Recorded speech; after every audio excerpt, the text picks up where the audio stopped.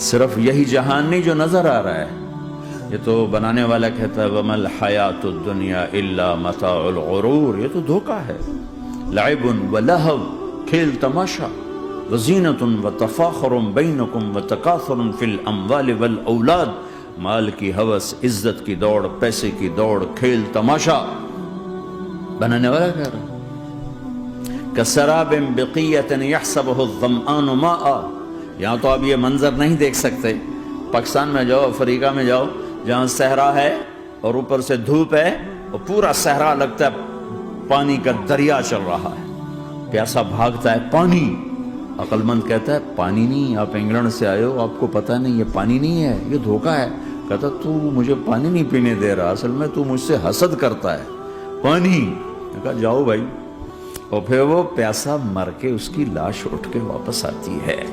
تو کیا خوبصورت مثال دی ہے میرے رب نے، کسراب بقیع، یہ ریت میں پانی ہے، تم بھاگو گے، یہ پکڑو، یہ پکڑو، یہ پکڑو، کوئی تمہیں روکے گا، تم کہو گے یہ حسد کرتا ہے نا، میرا رزق اس کو ہضم نہیں ہو رہا، میری دولت اس کو ہضم نہیں ہو رہی، میری گاڑیاں اس کو ہضم نہیں ہو رہی، اسے کوئی بدہضمی کوئی نہیں ہے، وہ تمہیں بتا رہا ہے کہ یہ غلط راستہ ہے، حلال راستے سے ساری دنیا کما لو، اللہ کوئی منع نہیں کرتا۔ عبد الرحمن بن عوف رضی اللہ تعالیٰ عنہ ٹاپ 10 صحابہ میں ہیں، ٹاپ 10۔ کون سے ٹاپ 10 آپ نے کہا؟ ابو بکر جنتی، عمر جنتی، عثمان جنتی، علی جنتی، طلحہ جنتی، زبیر جنتی، سعد بن ابی وقاص جنتی، عبد الرحمن بن عوف جنتی، ابو عبیدہ بن جراح جنتی، سعید بن زید جنتی۔ ان 10 آدمیوں کو آپ نے ایک مجلس میں جنت کی بشارت دی تھی، ان کو ٹاپ 10 کہا جاتا ہے، 10 مبشرہ۔ اس میں ایک عبد الرحمن ہے۔ جب ان کا انتقال ہوا تو 3 ارب یعنی 3 بلین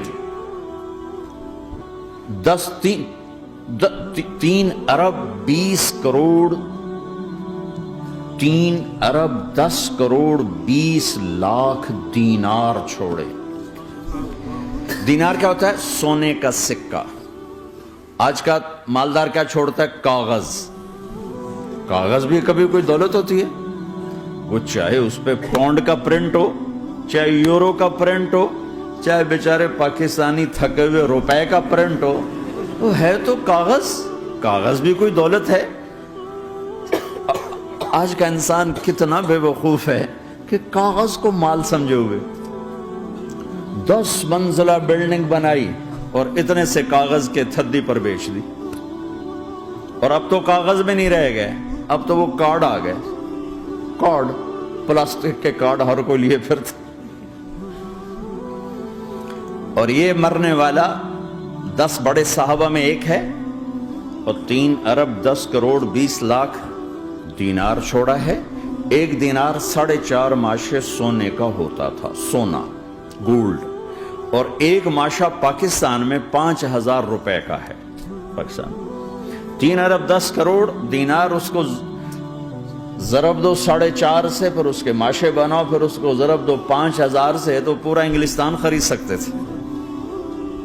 اور 10,000 بکریاں، اور 1,000 گھوڑے، اور 1,000 اونٹ، اور زمین ہر جگہ پر بے شمار۔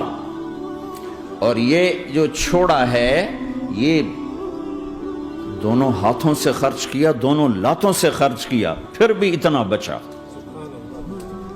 سخاوت کے بادشاہ۔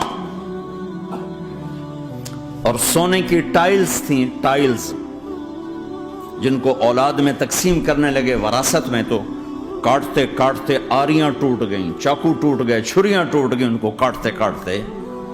حلال کمایا ہے، اللہ بھی خوش ہے، حرام کی ایک پینی بھی تباہ و برباد کر دے گی۔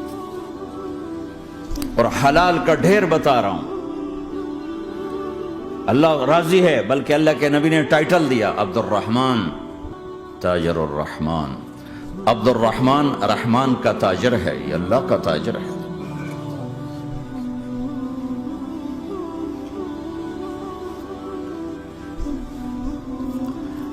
اللہ کو راضی کر کے دنیا بناؤ تو تمہاری جنت کا ذریعہ ہے۔